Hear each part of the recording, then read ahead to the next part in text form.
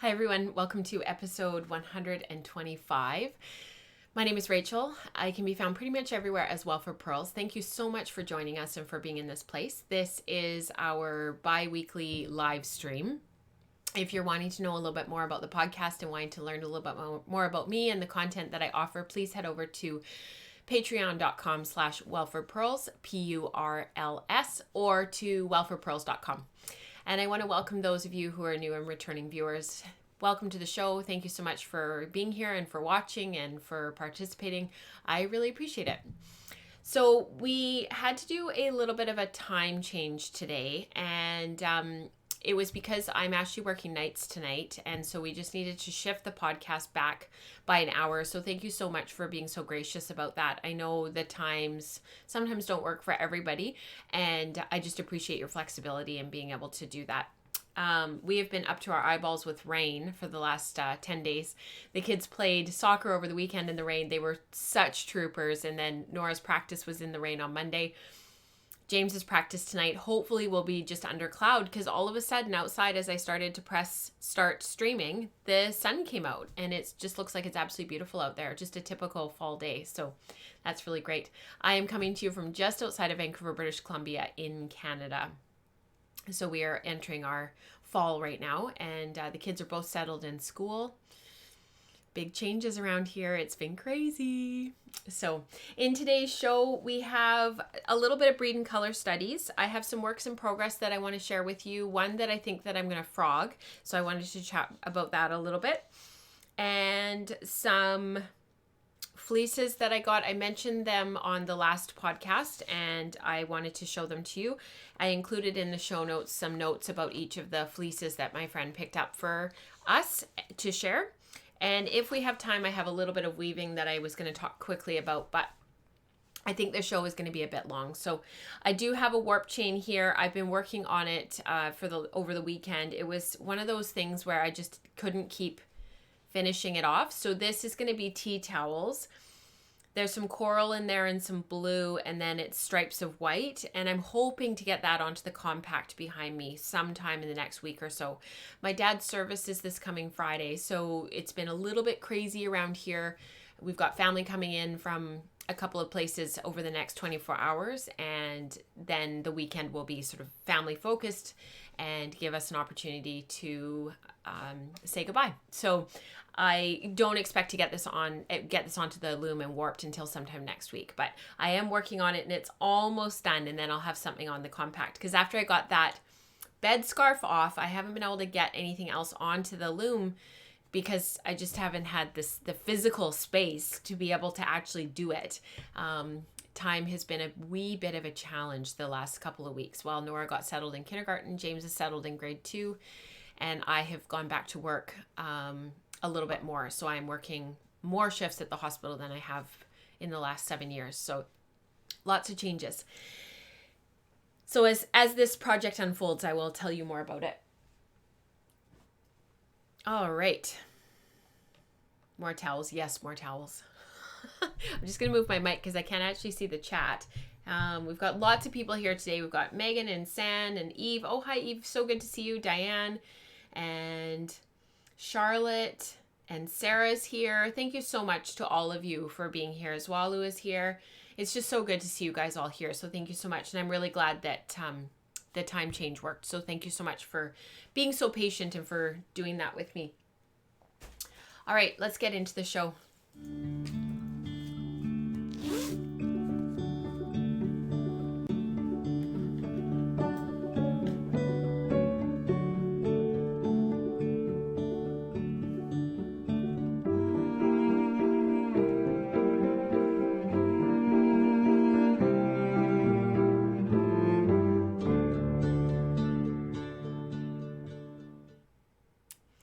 So I was just looking at the pop-up chat, and Charlotte just said she found a really cool blouse pattern that could be made from tea towels. It's McCall's number 7390. So I'm going to have to look that up, Charlotte.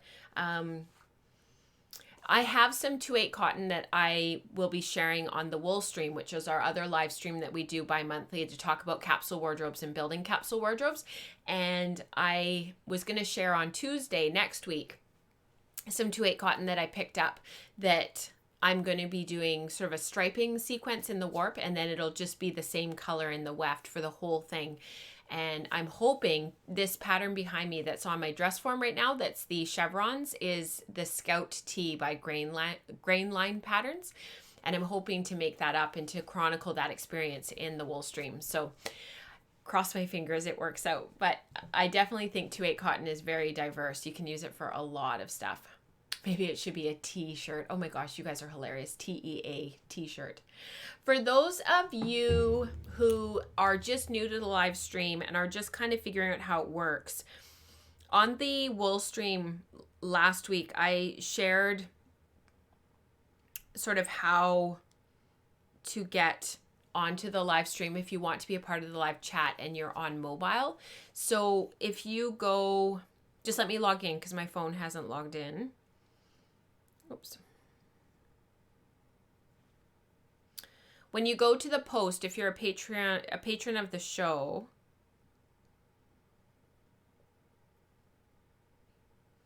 of course now it's not working because I'm trying to show you guys something.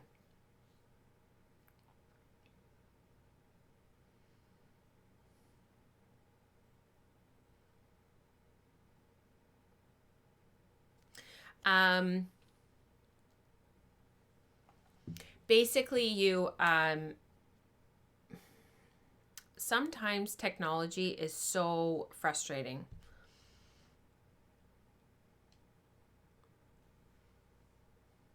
It wanted me to verify that I was who I was, which I guess is good.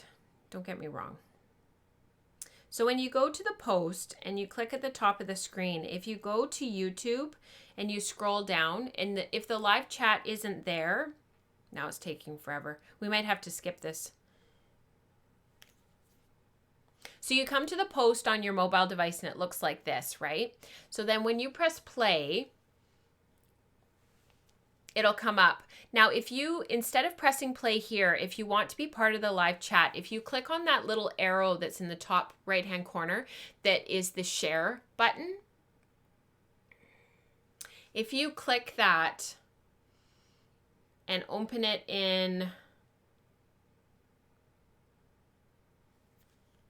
YouTube, so copy it. And what is it with YouTube Premium right now? Hey, you guys, it's so annoying. I'm just complaining.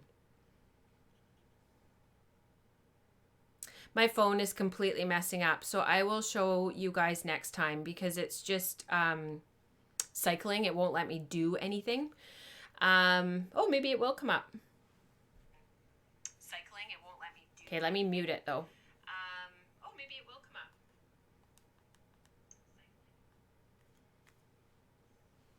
So if you're watching, it should look like this on the mobile device, and you should have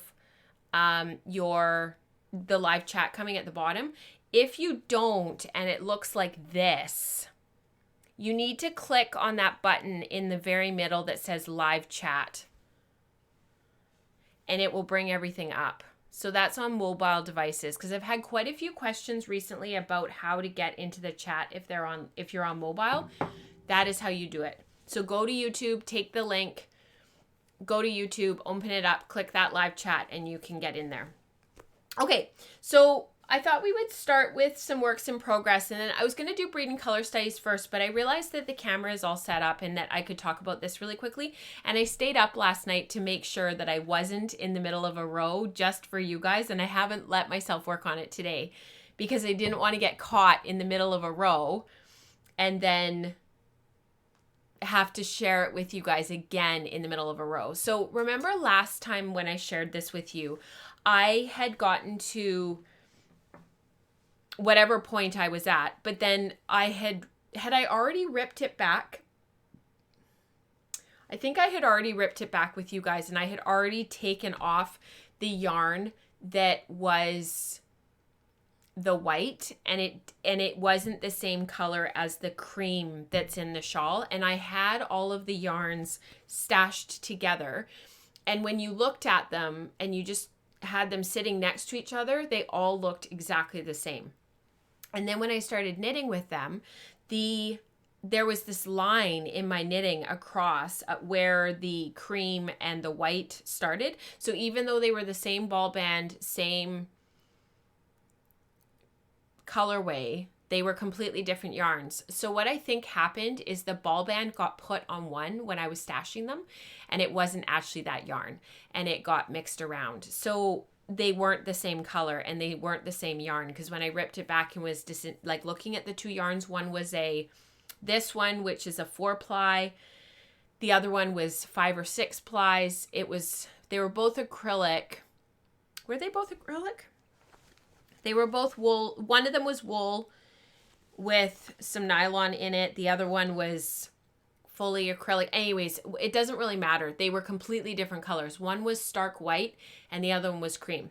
So then I tried a couple of other stashed 4-plies that I had that are just these sort of fingering baby sport weight kind of yarns. All of them were the wrong color. So it was super frustrating because I had to tink back because the rows are so long. I don't know how many stitches I'm at, but it's like this is half. That's half. So long enough that I had to tink back. I eventually did end up pulling the needles out and ripping back and just hoping that I didn't drop anything. I did drop a couple of stitches and I caught them at the yarn store because when I went in to try to match the yarn, I went into my local yarn shop and one of the girls, it's not the owner, but it was one of the other girls was working and she was amazing. I said to her, I couldn't have matched the color if it hadn't have been for her and if she hadn't have been there. I said to her, like, thank you so much, because she actually let me take the yarn. There was a few different ones that we thought would maybe work, and then we would pull the yarn out and we would lay it across. And as soon as you laid the single strand over top of the knitting, you could see that it wasn't the right color. So they have at the back of the shop, they have sort of this baby section, and it's superwash yarns and 4-plies and like so sort of sport weight DK yarns. There's a couple of fingering weight yarns back there. And that's where this original yarn came from. None of them worked. So every time we pulled out a strand and would lay it across the knitting, they were stark white. There was one that was like an eggshell white, but it was too gray. So it was gray. I was sort of at the point where I was sort of thinking that I would have to make that work, or I was going to have to introduce a different fiber and ask Katrina if I could have a skein of her Tough and Tender in the natural colorway, because it's cream and it would have been close enough that I could have made it work. And it was the same, it was the right knitting weight. Anyway, so I was walking out of the store kind of feeling a bit defeated, and she was so helpful and so kind.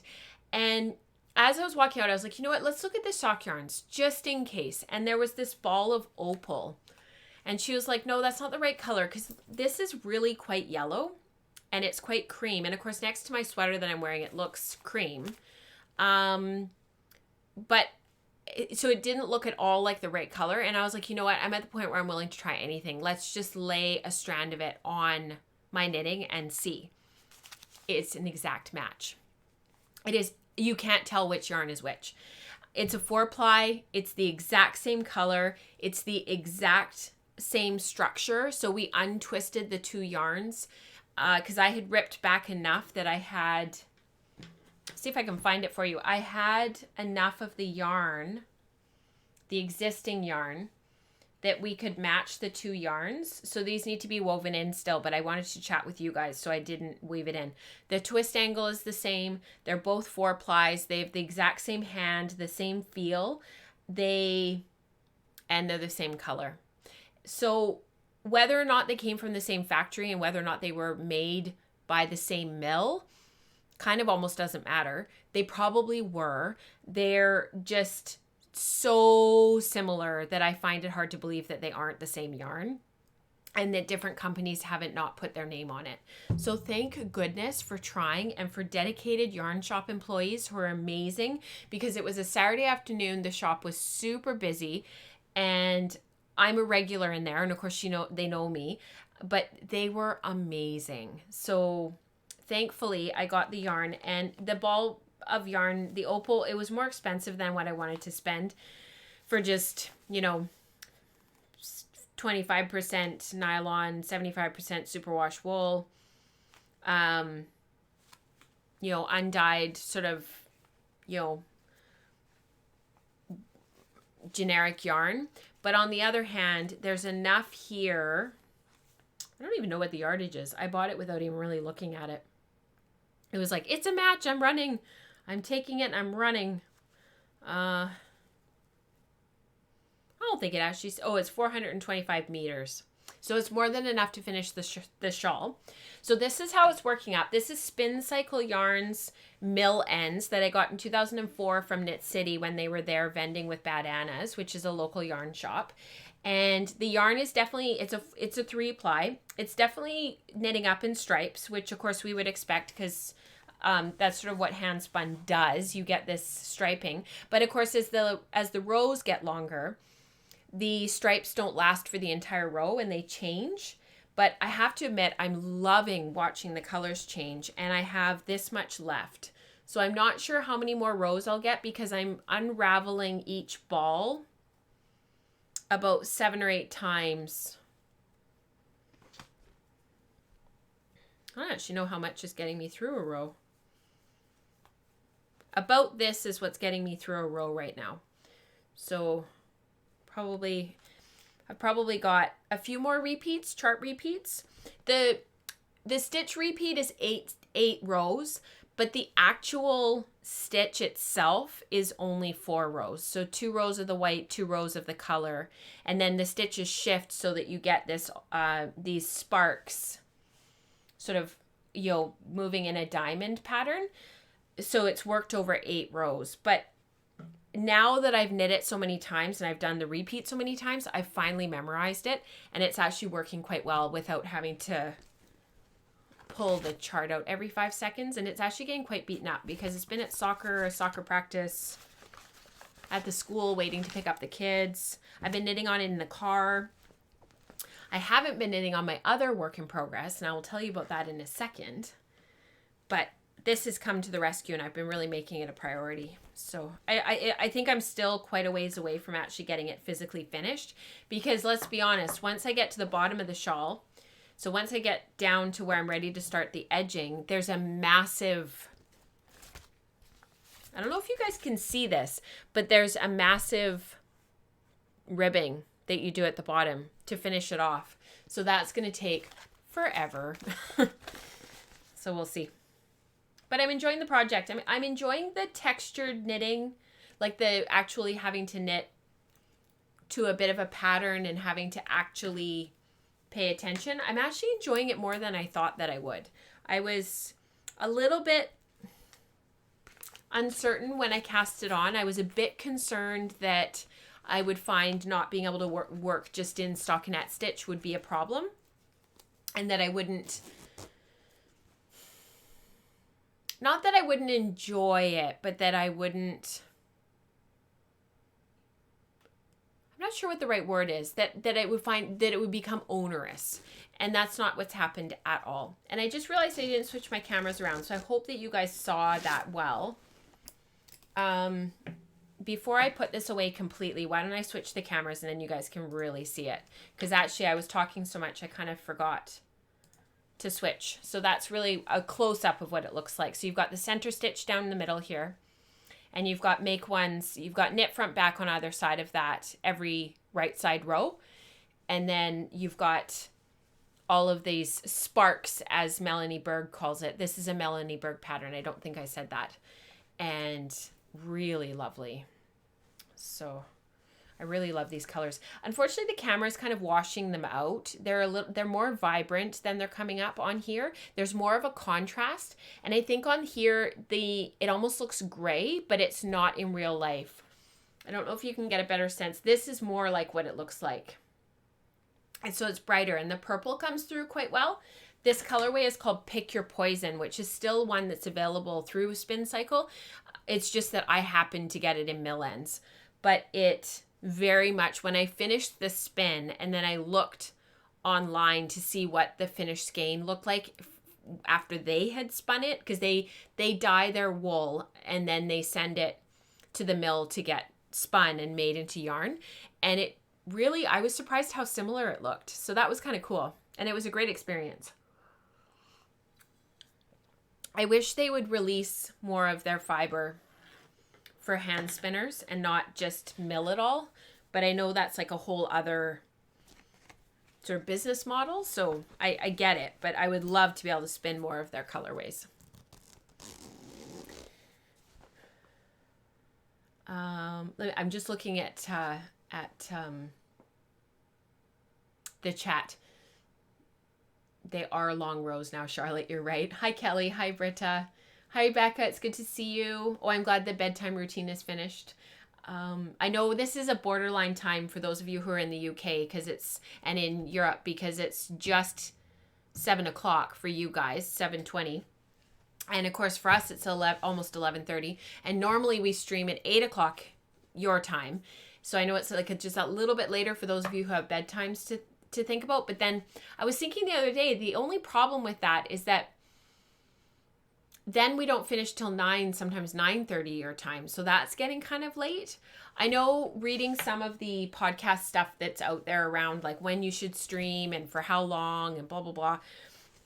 A lot of it says that if you're in the Pacific Standard Time zone, that you should stream at 7 o'clock in the morning. Apparently that's like Pacific Standard Time. That's the best time because you can capture Europe, but you can also capture Australia.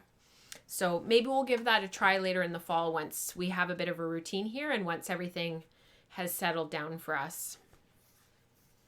So you guys will recognize this yarn and this sweater. I have talked about it. It's the title of today's show. And where are my other skeins? They're here. I wound all of them into a ball. So they were hanging behind me on my branch that you guys can't see right now because it doesn't have anything hanging off of it. And I sort of thought, and I wound one of them, which is the one that I used for the body. So this is the neck. Let me turn it around for you guys because it's probably upside down. So this is the cast on at the back neck.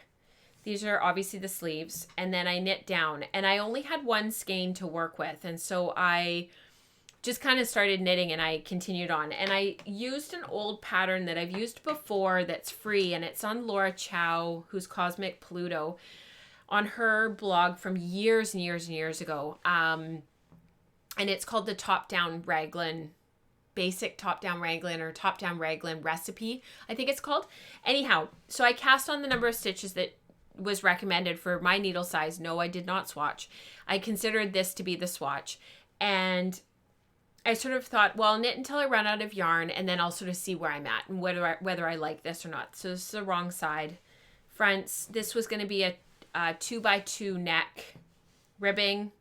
And then I was going to do a seamed button band. I did some short row shaping around the back neck to lift up the back. So on the dress form, and I've posted some photos at the end of the episode that you'll see, and you saw the initial look of this in the credits at the beginning of the show. This on the dress form fits perfectly and really is good. So I added some shaping in here into the waist to kind of cinch it in a little bit. And then I was going to add some more and sort of have it, you know, kind of bell out a little bit. And that was fine. And that worked out okay. And I've continued on with the panel of this textured lace stitch that I got from the textured shawl recipe on Ravelry. And I was sort of, you know, okay, yeah, this is sort of working and it's fine and blah, blah, blah.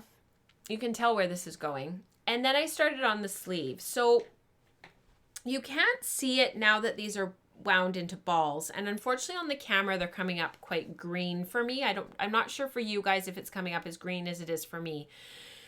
It almost kind of looks like on my live stream, like it's coming up true to color for you guys, which is great. But some of the color did bleed a little bit when Katrina was dyeing. And this is a tough colorway anyways, because it's a tough color. And it's called Goldfinch, and Katrina dyed this for me at my request. And it was my Clun Forest that I had spun through August through July and then into August as my dad was sick. And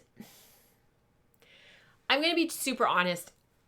I'm just not loving the sweater. There's no spark. I'm not super excited to work on it. there's part of me that just sort of wants to knit it and rush ahead and finish it off, and then it'll be done, and it'll be a project to talk about on the podcast, and it'll be done, and I won't have to rip anything out, and I won't have to reskein anything, and I have tons and tons of yarn. I'm not sure exactly what my yardage is because I haven't converted it from feet into yards, but I have more than enough to knit a round necked, cardigan like the one that I'm wearing and the one that's on my dress form behind me that I finished in the summer. And so there's this part of me that just kind of wants to, rush ahead and do that and not really look back. But the whole point of some of the changes that I've been making this fall around like capsule wardrobe and working on the wool stream and some of the things that are going to be coming up in some of the content over the next, like probably into the new year, January, February, March, is around this conscious creating and being more aware of what I'm spending time doing and making. And because I'm not loving this, it's kind of, I feel encouraged, or I have been feeling the encouragement to press pause. I had originally thought that this yarn would be an Acer cardigan, and that's a pattern by Amy Christophers. I've made it before. The reason why I ended up not going ahead with making that is because I've made it before and I already have that cardigan in my closet. And I want to make that shape where it's a round neck and maybe a slightly longer body like the one that's behind me, because I find I wear that a little bit more often.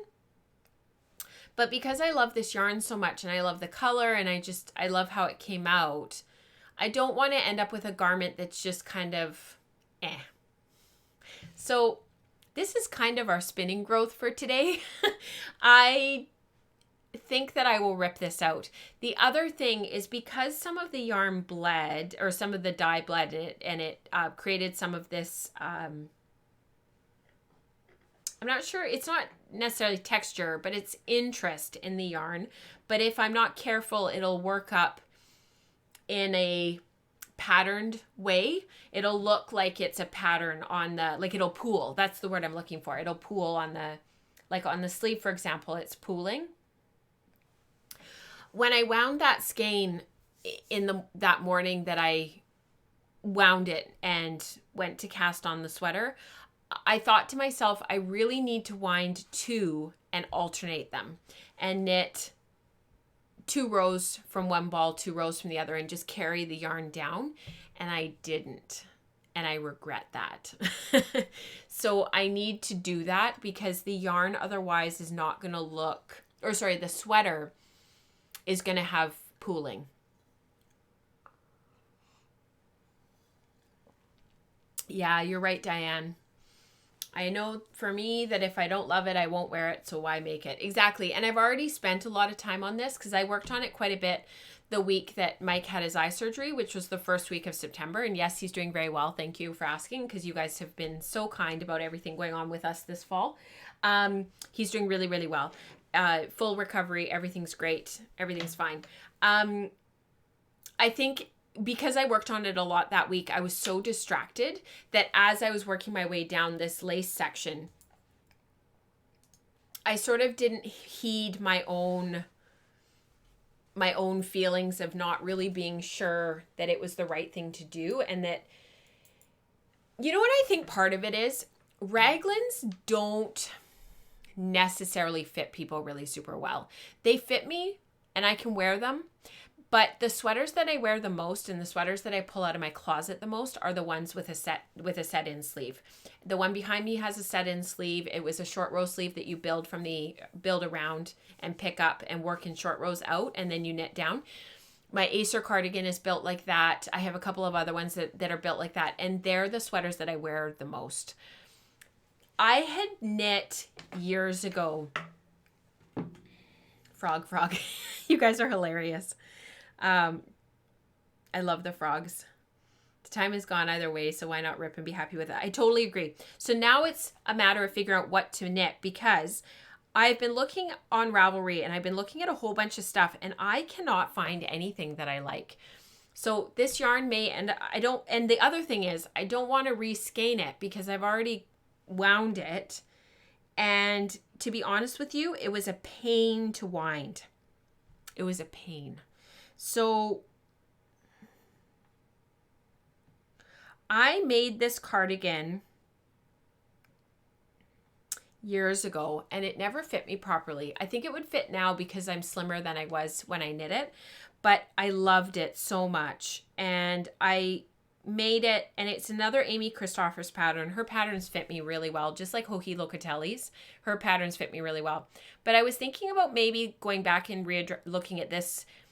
You need a finer yarn for this. This is more of a sport weight that's called for in the pattern. And this yarn is a bit heavier. So I was sort of thinking about looking for a pattern that had a similar aesthetic, that had that sort of shawl collar look,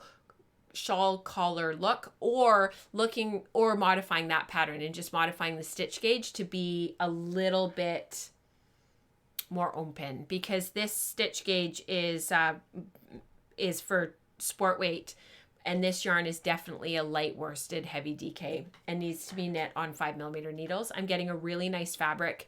I really like the feel of it. The stitches are dense enough but open enough that it has a nice feel. You can't stick your finger through, and I think this is definitely the right gauge, but I need to alternate skeins and I need to change up my plan of attack. So I'm going to rip this week. I'll reskein what I have knit up.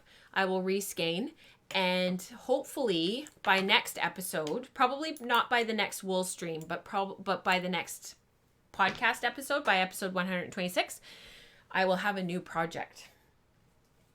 If you guys have any ideas of sweaters that you really have enjoyed knitting that have this similar aesthetic, like this one back here is Lady Marple. I've talked about it on the podcast before. The Acer cardigan I loved, and I worked a ton on.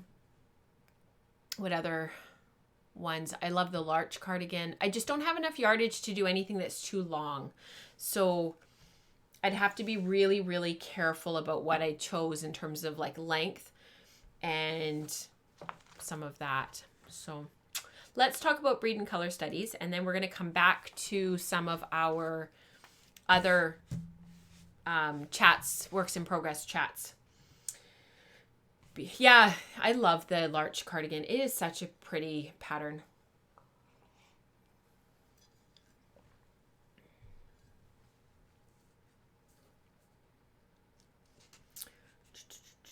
I'm just looking at chat. I find when we're doing our regular podcast streams, because they're getting, over the years, they've gotten busier and busier, and there's more of you that are in chat. It's harder to keep up when I'm podcasting, and I've joked before about needing a co-anchor and stuff in the future, but it's really fun to sit here and look, but then I also have to do the podcast. So it's a very real push and pull. When I look at other people who are live streaming, like in the tech industry and whatnot, and they get pulled into reading chat for quite a while, and there's these big pauses in their podcast, I get it, because it takes a long time to just keep up. You know what, Swallow? I would love to do a hap, but the yarn is too dense. I would never wear it because it's so warm here. Like even today, it's a fall day. We've had rain all week, all night, and it's still almost 20 degrees outside, and it's like the middle to the end of September. And it doesn't really get cold here other than like November gets really cold. Late October can get really cold, but it lasts for just a few weeks. So there's no point in knitting like a big heavy shawl that I'm not going to wear. Whereas I would definitely wear a warm sweater. Like this morning I wore this one under my rain jacket and I wasn't too hot. So everything we have to put a rain jacket over here as well, which is frustrating. Yeah, raglan fits me really well. It's just that I find I'm navigating towards the set-in shoulder a bit more than I used to. I find for me the raglan, even though it fits me really well, and I've always been able to wear raglan, and we've talked about this on the show before, I find just the aesthetic of the set-in sleeve I prefer. I don't know if it's because I don't really know what it is. The raglan's a little bit more casual. I don't know. We could probably analyze that for hours. Okay, so let's talk about breed and color studies. We're gonna shift just a little bit. This hat, Jill shared post number 48, and she actually shared this in the finished thread. So thank you, Jill, for popping in and putting your photos in there. And she actually combined commercial yarn with her Dorset for the toque, and she put all that braiding in and the color work, and I thought it was just so beautiful. And if you notice too, like the color work picks up again in the crown, and it's part of the crown decreases. And I just thought that was so beautiful, and it looks amazing on her. Well done, Jill. Really, really beautiful. So the commercial yarn is the brown, and then the peach color is the peachy brown is the Dorset horn that we did for our breed and color study. Now this is Peggy's yarn, Kismet 51, and she's got a combination of a few different things going on there. She didn't actually say in her post what's what, but the two yarns that are on the far, on our far right hand side, was the roll eggs with the black, and then the medium roll eggs, and then it looks like she's taken Dorset. I don't know if it was Dorset or Dorset horn in the white, and then she's done a 2-ply with one strand of the roll eggs and one strand of the white, which is really effective. So she did say in her post that now she's trying to figure out what she's going to do with them. So I'm excited to see how she works the color twisted one in, because that's going to be really interesting to see how that second skein there, how it works up. So really well done, you guys. Katrina and I are actually going to be getting together next Wednesday via Skype, and we are going to be organizing everything for releasing information and whatnot for our next breed and color studies, which will start on October 1st. So our next breed and color studies will announce the fiber that we're going to be looking at, the colors that we're going to be looking at, and the photograph that we chose to base everything on. I'm really excited about our next go round. It was the photo that I was hoping for, and we kept coming back to it and coming back to it and coming back to it, and I'm just over the moon. I'm so excited. Be some colors that we haven't worked with before, but also some colors that we have worked with before, but in a different way. So it'll be really exciting.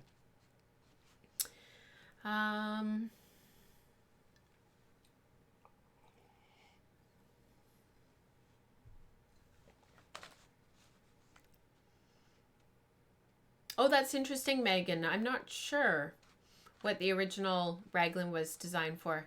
Isn't the story behind the raglan that it was designed for the British captain that lost an arm? Oh, interesting. I didn't know that. Maybe we should look that up.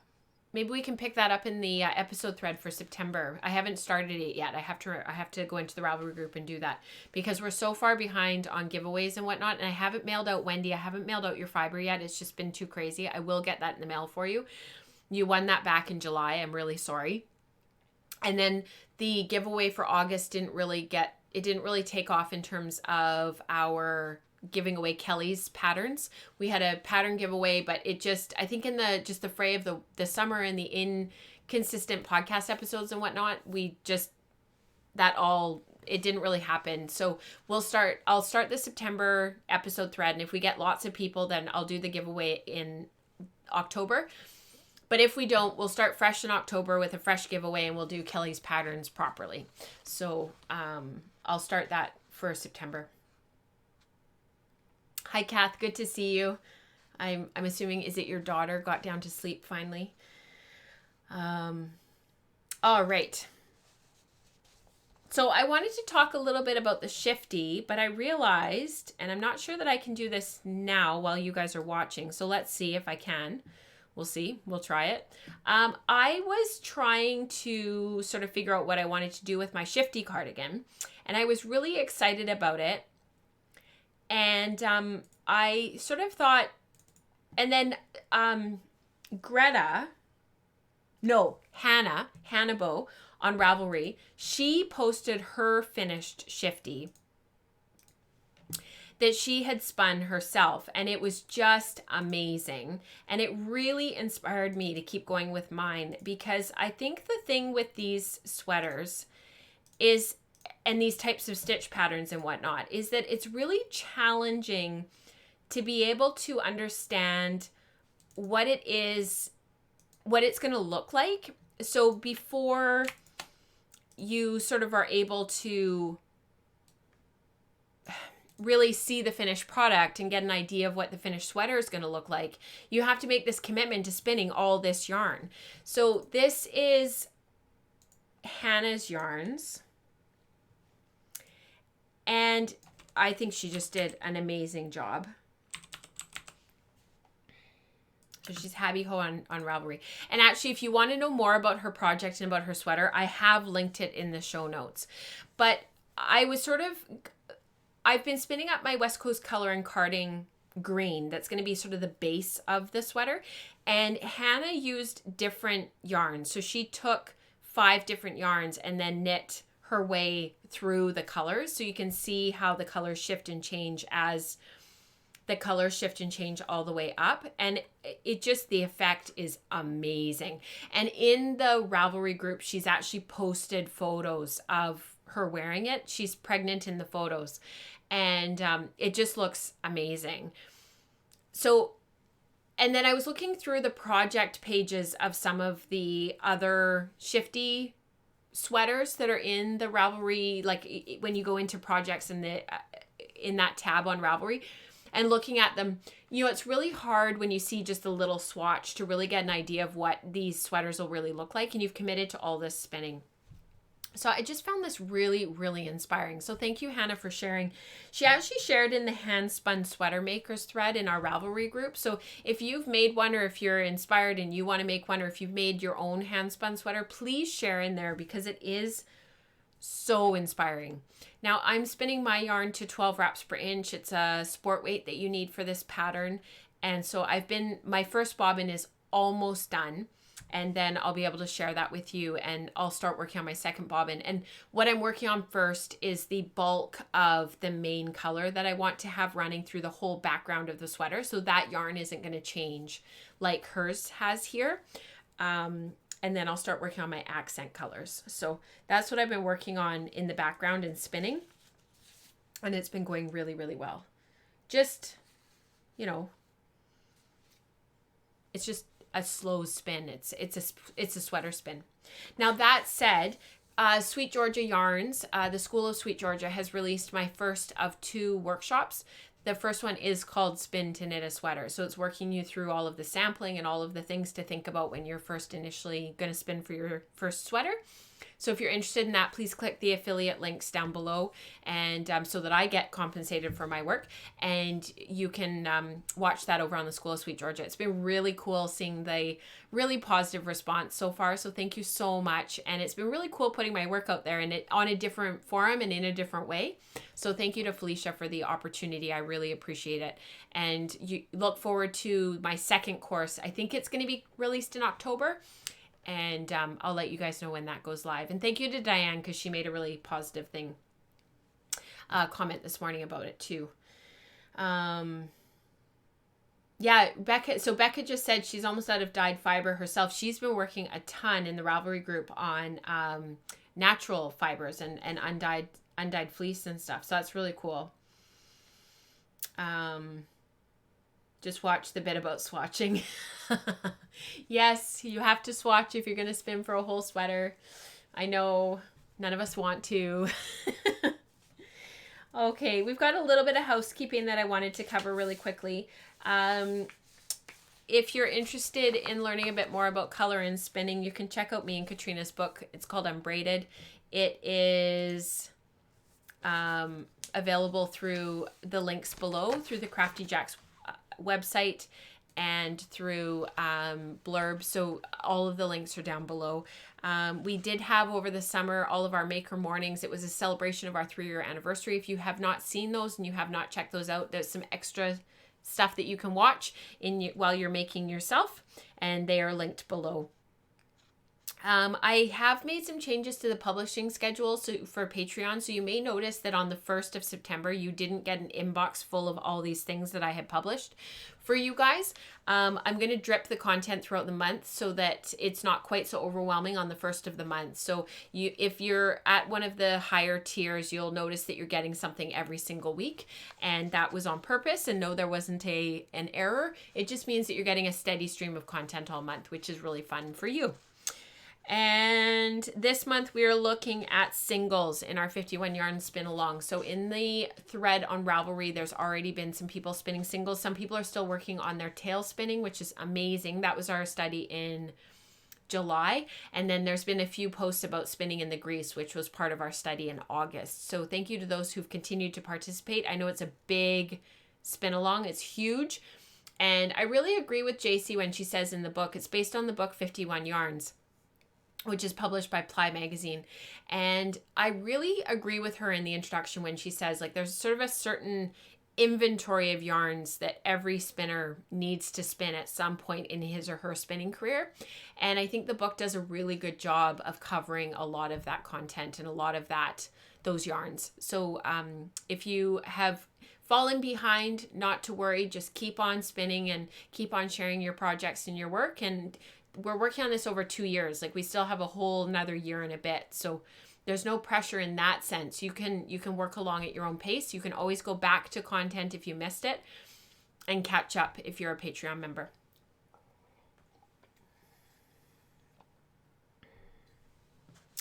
All right, let's talk about the fleeces that I got. So I'm going to move the cameras around and we're going to go through. So my friend Kelsey washed these fleeces, and there are 1, 2, 3, 4, 5. There's 6 in total. I think in the show notes it says 7, but there's actually 6. And we decided back, so every year in June locally we have this fleece auction, and it's put on by our Lower Mainland Sheep Producers and Association. And I normally am able to go, but I was actually working this year. And so Kelsey sort of went on behalf of all of us and bought all of these fleeces. And then her and her mom, because she was one of the 4 people, was her mom. They went ahead and washed them on their farm and divided them up between the 4 of us, which was just amazing. And I was supposed to help with some of the washing, and I just couldn't. With everything going on this summer, I just couldn't. So each of us got them in bags like this. So she literally just weighed them and divided them by 4, each of the fleeces. So this is a Rideau Arcot and Charolais. I'm saying that wrong, Eve. You can totally correct me. This is a really interesting fleece. So I don't know a lot about this about the Rideau Arcot. And unfortunately, there isn't a lot of information in the Fleece and Fiber source book because it's a Canadian breed. And it was bred in the 70s and 80s, primarily for meat production. And there was a program in Canada, apparently, for sheep breeding. And the Rideau Arcot was one of them that was developed. And there's still sheep that are bred here in Canada, apparently. I just learned that. Anyways, and then it was crossed with the Charolais, which I can never say properly. We've talked about Charolais on the podcast before because Katrina had done one of the months for Fiber Club before she discontinued it in June was Charolais, and I had done singles, which actually I think I have finally put away. I had spun them as singles. This is really spongy. It was so great to spin. It was very like Dorset Downy, or sorry, not Dorset Down, Dorset Horn-y, like what we've just had for our breed and color study. It had a very similar feel, maybe a little bit softer, maybe a little bit less toothy. Anyways, it spun up as singles beautifully, but this is the first one. So it's got a lot of crimp, curly Q for the tips. It's actually surprisingly soft, which is probably why it was in the fleece auction, because the fleece auction is for hand spinners to come and buy fleece. And they judge them and they award them, there's like the blue ribbon finisher, and there's quite a bit of competition between the local sheep sheep farmers, the ones that enter their fleeces in this. It's quite clean. There's a lot of from the washing, there's still a lot of it feels really clean, but there's still like a little bit of dirt and grime, but that'll come out in the spinning.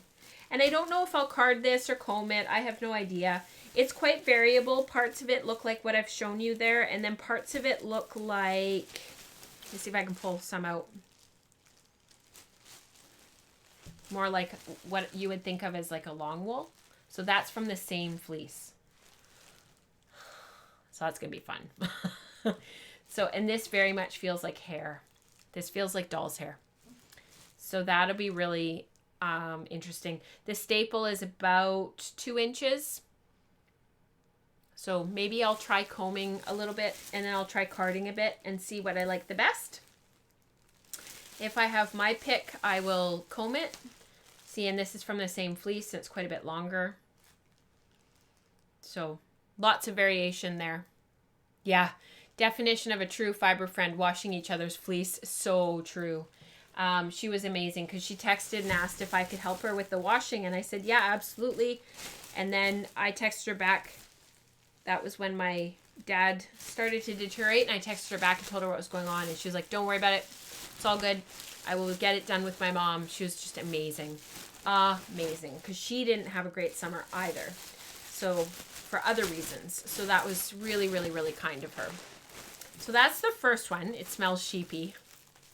I just pushed some of the air out and I got a big whiff of sheep. I'm actually kind of glad. I miss having dogs. Like, I really miss it. But on the other hand, I don't miss them getting into everything. Because this is the kind of stuff that they wouldn't leave alone. Because it smells sheepy, it smells farmy, and what do you mean it's not brought in here just for me? And they wouldn't have left it alone. So the second one is a Clun Forest. There's a lot of Clun Forest local to me. Oh, you combed the RA. So Eve, our friend Kelly sent Eve some RA, and Eve actually sent me some Suffolk that I need to spin up. And Kelly, I guess, so Eve, you ended up combing it, and what were your results? I wonder what your results were. So this, and while you're letting me know, this Clun Forest is very, very similar, and I actually wonder if it's from the same farm. It's very similar to the Clun Forest that I was just sharing with you. That is the sweater spin, because that's a local Clun Forest. It's from one of our guild members' farms. And it's basically, it feels the same, it looks the same. It's a little bit, sort of a bit downy, very spongy, very similar to the Charolais. Oh, I did say it right, Charolais. Very similar to the Charolais. You know, it's just got that lovely, blocky locks.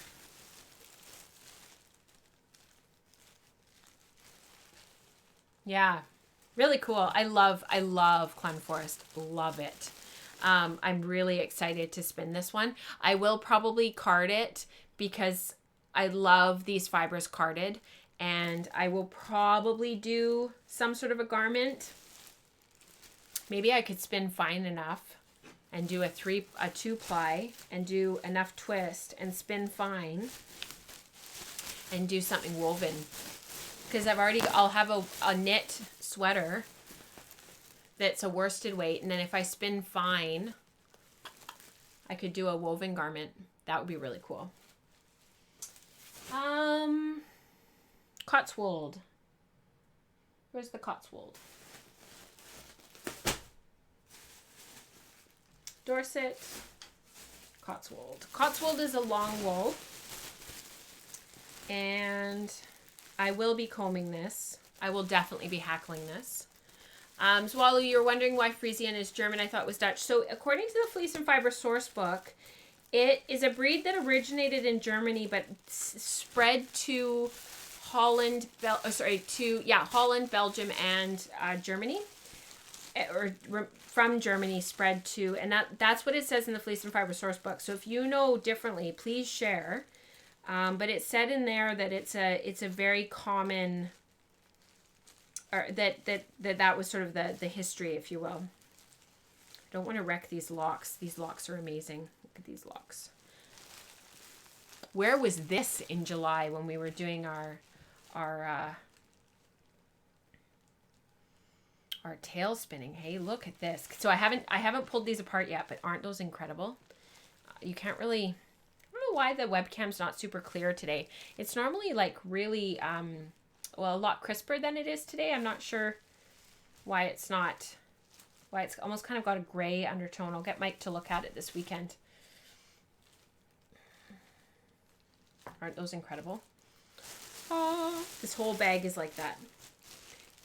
Kelsey did an amazing job washing this, I have to say, because she didn't break it up lock by lock. She did it as like in bunches. And somebody had asked me, I think it was Marla, had asked me if I could share her washing process, like doing that many fleeces and how she did it.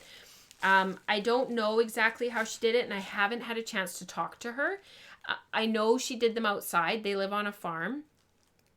And I know that she has skirting boards and stuff that her husband or her dad made. So I'm like, I could play with this forever. Isn't that incredible? So I can find out more when I get a chance to talk to her later in the fall. But you know, she hasn't posted photos on her Instagram of how she did it. I'm not sure if she took any photos or not. And we all paid her for the fleeces, but I am going to get her a plant or something to say thank you, because she's quite a green thumb. So I was going to get her an orchid or something just to say thank you. I just haven't had a chance. So yeah, I could just keep pulling these out forever. This is going to get combed. These are incredible. And the thing with Cotswold is that it doesn't need a lot of twist, because it's so long, and if you put too much twist in it, like Gotland, it'll get really toothy and coarse and wiry and ropey. But, you know, just pulling that apart and then drafting a little bit just by hand, you know, you put a couple of twists in there. It's just amazing. And it's twist locked. Isn't that cool? Beautiful. I'm so excited about this one. This will probably be a shawl. Might even be weaving yarn for a stole. We will see. There's so much here. I could probably do a couple of things. I'm not going to need any more fiber until I die. Ever. I'm not going to need any more ever. Not really. That's a lie. But I feel really thankful to have such awesome people and friends around. Between you guys, and I've lost my twist tie, and my local spinning and weaving friends, I just feel so blessed. You guys are just amazing. Yeah, the Cotswold's amazing, Tess. If you're going to be at Knit City in October, I don't know if you're going to go or not. I'll give you a little bit, because it's way too much. I'll never get through it.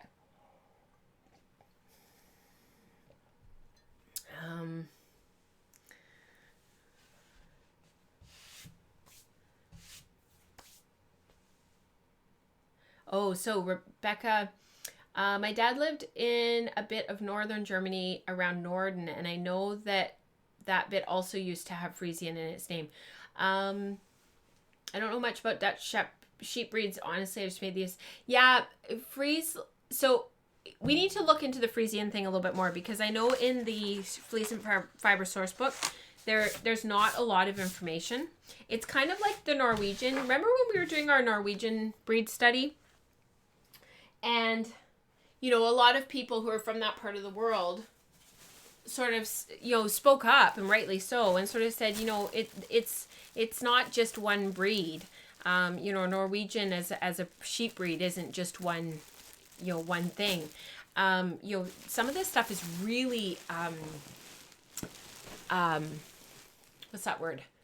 Well, it's confusing, but it also is so steeped in history, and there's so many nuances, like Dorset horn, Dorset down. You know, it gets really confusing.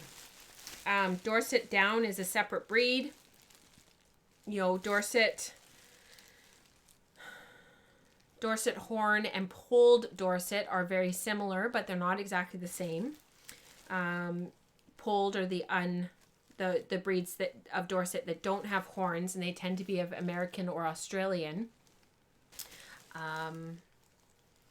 heritage, which is, we did Dorset horn this past breed study, but now in this pile here, I've got some Dorset that's polled, that's probably from a US breeding stock. So it's going to spin a little bit differently than our Dorset horn. It's so fascinating. I really respect people who become experts in this stuff and who can speak to all of this stuff with such authority, because it's really complicated. It's like any subject matter, you know, it takes time to become an expert, and the more you learn and the more you do, the better, the more informed you can be. Asking questions, finding out from others. This is why this community is so great, because people are so willing to give and share information. So this, I'm probably the most of all of these fleeces, I'm the most excited about this one. So this is a Gotland Romney cross, and we did Gotland as part of our breed and color studies like a few years ago. And I just posted on the blog, actually, a recap of all of our breed and color studies over the last few years. And it was really cool looking back at all of the different fibers and colors that we've done. So this Romney Gotland, I don't know what the breeding stock was, or whether it was like, you know, it doesn't almost kind of matter, like, you know, the ram or the ewe and what was what. But this fleece, other than being very consistent in color, it's so consistent in color. And it came out so white and so clean. I'm actually shocked at how clean it is. Like, Kelsey just did an amazing, amazing job. The whole thing is like this. It's so soft. Like, it is so soft. I don't know how it is this soft. Like, this is next to the skin soft. And I think if you put too much twist in, because I'll comb this, I'll hackle it. I think if I put too much twist into it, it would harden up right away. My friend Kim McKenna was doing some work with Gotland last year or earlier this year.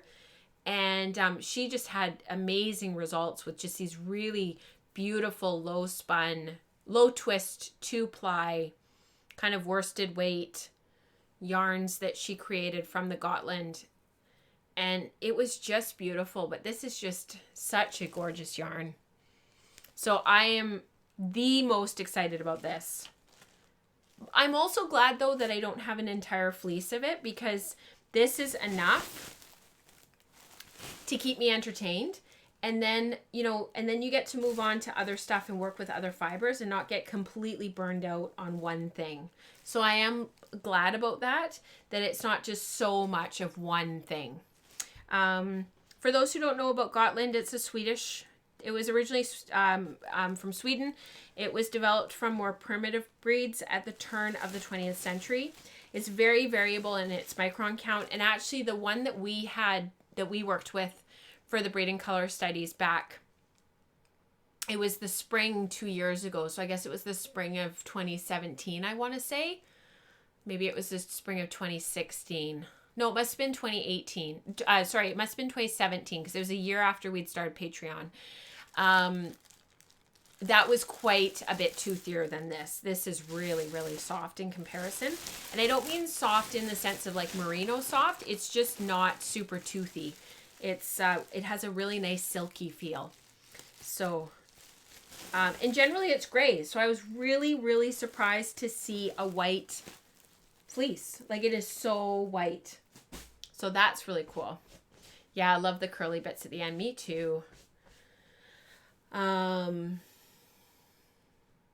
Yeah, Becca makes a really good point. I know Deb had a hard time finding sources for the Fleece and Fiber source books that didn't have extensive English records. So the book is heavily focused on Anglophone breeds, and it's hard to research and talk to farmers further. It is so true. Like, and some of the countries and some of the breeds and everything that they featured, they're from non-English speaking countries, which probably made it a little bit more challenging to really get a lot of really accurate information about the history of some of these breeds. Because they did such an amazing job with that book, and because it is so comprehensive, you know, and the amount of work that went into it, I think they're really to be commended. And of course, Deb continues to do a lot of that work in the fiber community. And in the hand spinning community, as it continues to grow and people from around the world continue to chat with one another, it'll be really neat to see more of us be more informed about some of these other breeds that maybe aren't English.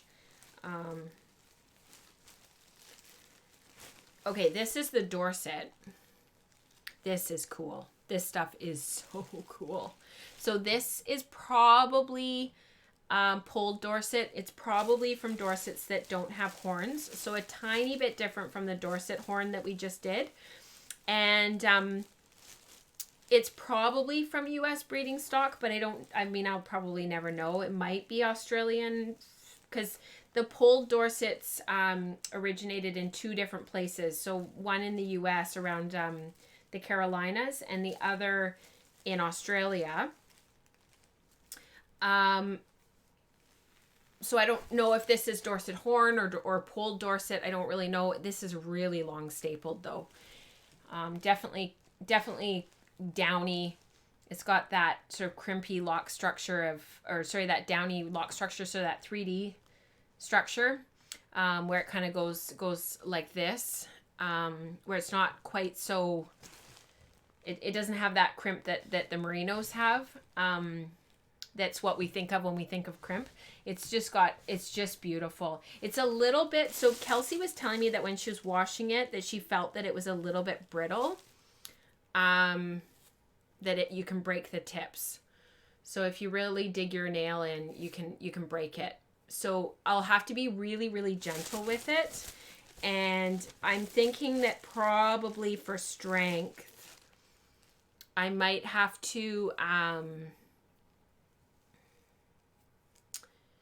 a bit more twist when I'm spinning, but without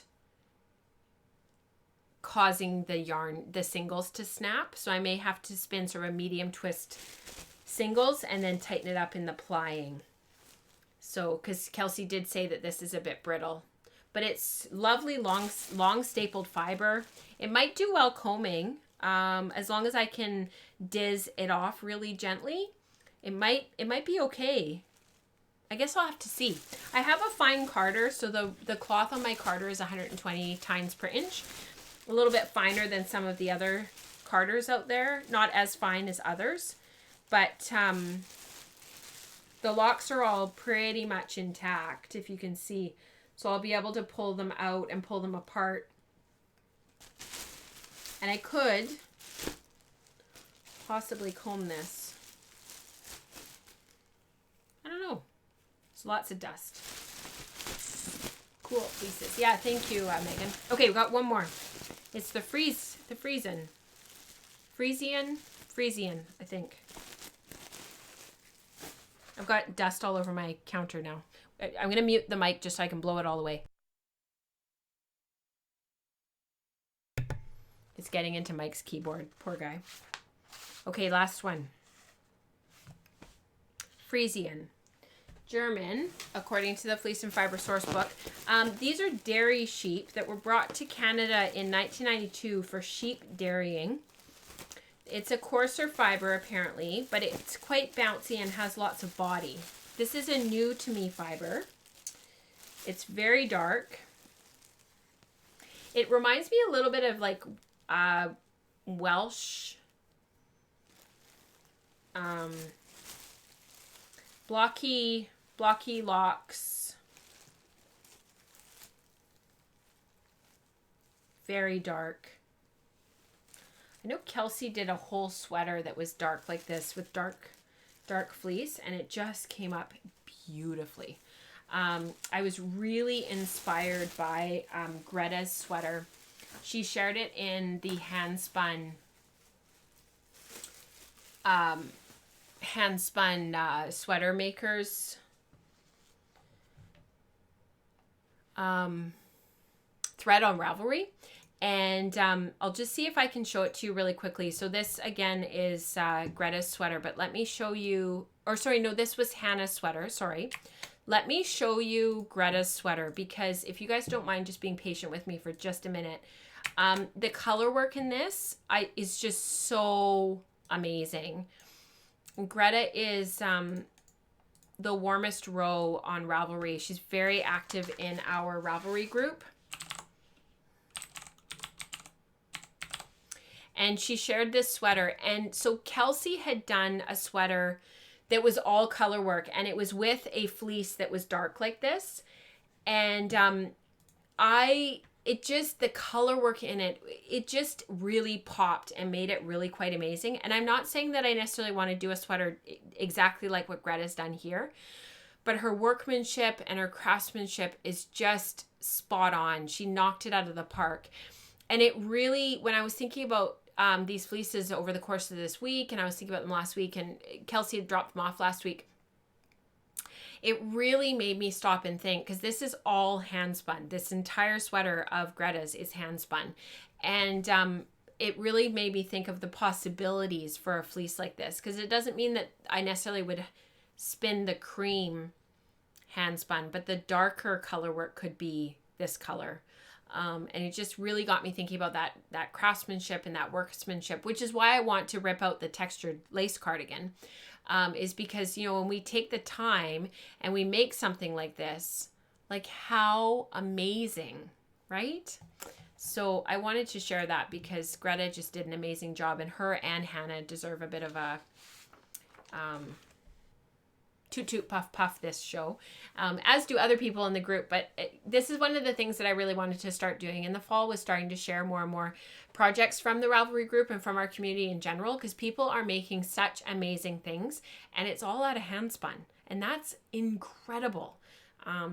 It's a real testimony to your own ability to make and create, and it's inspiring, and you guys really think about what you're making with and what you're going to do with it. And I know I find a lot of inspiration from that and from what you guys write and what you post. So thank you to everybody who posts their stuff. Yeah, you're right, Kath. That is really complicated color work. I really like color work. I enjoy doing it, and I find it very meditative and very enjoyable. I just don't ever do it. And when I saw Greta's sweater, I was like, you know what? I need to change that. So maybe I'll start working towards something. Sarah wants to make that sweater one day. So now you've got your inspiration, Sarah.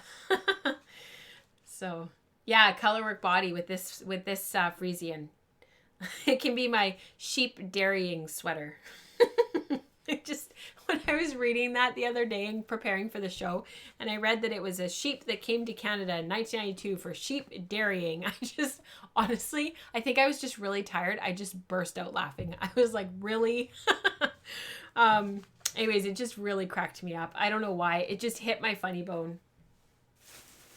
I guess because we don't think a lot about, there aren't a lot of people here that drink cow and goat milk. It's really only people who are looking for alternatives when their children are cow's milk intolerant. And because there's so many plant-based milks on the market now, most people just go to one of those, and they go to almond milk or rice milk or soy milk. And so just kind of, I don't know, it just hit my funny bone. I just thought it was so funny. Anyhow, yeah, it's stunning. Yeah, the all over color work is amazing. It's called I don't know how to say it. It's OA, the OA jumper. I think it's how it says.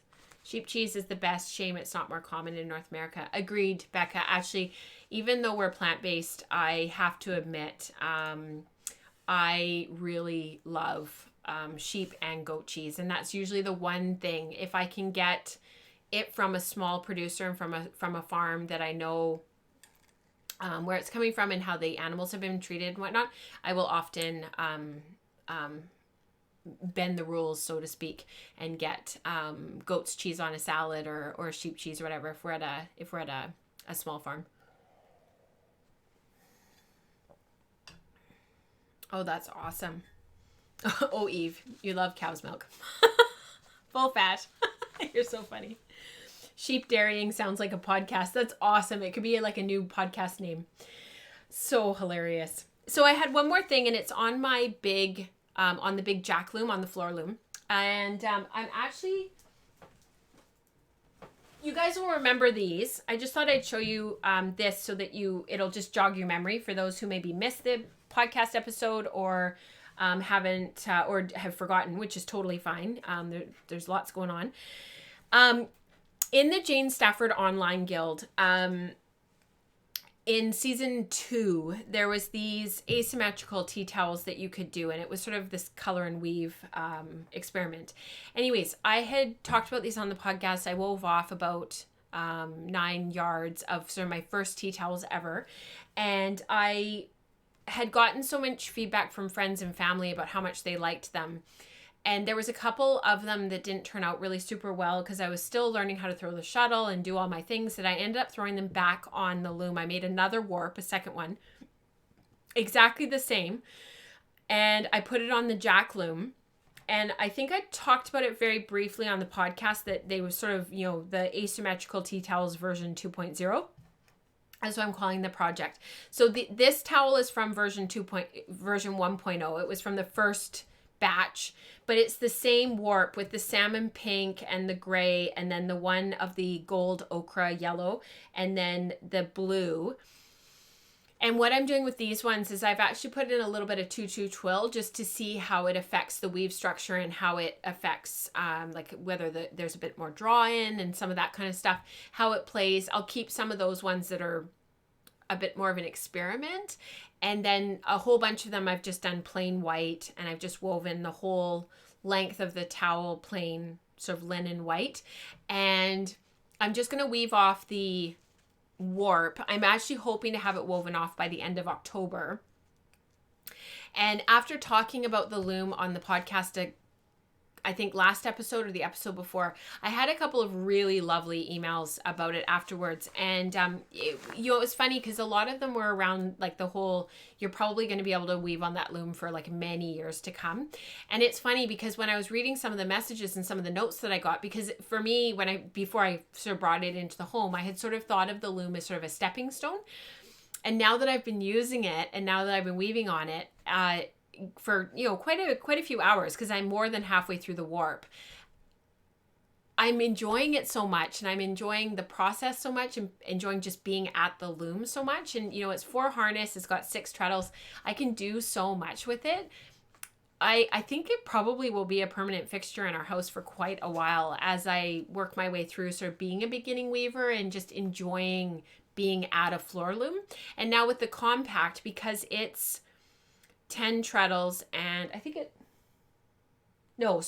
6 treadles as well, and it has 4 harnesses, but I can add 4 harnesses if I want to and make it an 8 harness. It's got the room for it, and it's all built in there. You just have to add it. If I really feel the need for more harnesses, I think I'd probably upgrade this one and sort of see how I feel, because they both have great sheds and they weave beautifully. And the jack, the Leclerc jack, it's a 45-inch wide Leclerc jack loom. For those who missed previous episodes, the woman that owned it first, Kate, she had it for over 30 years, and it very much suited her weaving needs. So I sort of feel like I'm just really happy on it. Like, I've been really enjoying it. And so thank you to those who sort of reached out and said, maybe it won't be a stepping stone as quickly as you think, because like they're really great looms, and you're absolutely right. So it's really cool. My anti-loom helmet is securely on. Okay, Diane, you can take it off now, because we're gonna come to the end of the show. I need to figure out how to do the Jane Stafford patterns on my rigid heddle or get a floor loom. Zwalu, I think you actually could adjust them. If you can do 2 heddles on your rigid heddle, like if you have that capability to be able to add a second heddle, and you can warp 18 ends per inch, for example, you can do almost all of the patterns, because there's nothing really much finer than that, and they're all like 2/8 cotton. It's just color and weave basically. So I think you could really with this, if you have a 12 dent heddle, you can do 4/8 cotton at 12 ends per inch and do some placemats, but figure out the math. So you'd have 12 ends per inch instead of 18 ends per inch, like I had for my stripes. Just do 12 ends per inch, and then you can have each of your 1-inch stripes across, pick your colors, On the original, it was black, red, this same gray, and then light gray. But people have done tons of different combinations. I think the trick to making this work, because I've seen a lot of different color combinations, I think the trick is to have your zinger, your accent, be just one stripe. You want something dark on the one side of that's 3 stripes. And then you want a medium and a light. So 2 of the medium and then 3 of the light. And that gives you your 9 stripes. And then, you know, whatever color you want to put in between, like I happen to put white in between, but you could do anything. But you could do, 12 ends per inch with 4/8 cotton, and you could do some placemats. So there's tons of options.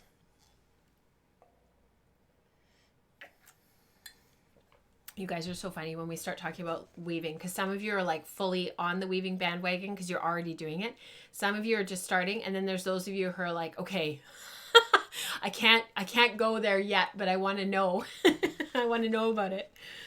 So yeah, I think you're right, actually, Becca. You know, I love the idea of a tool that lasts a lifetime. Sometimes you just find something that speaks to you. Absolutely. And I think at this stage in life where we're at right now as a family, I'm working more, and the kids are in school. Theoretically, I have a little bit more time during the day to weave, but I don't have 8 hours a day to weave. That's not my primary.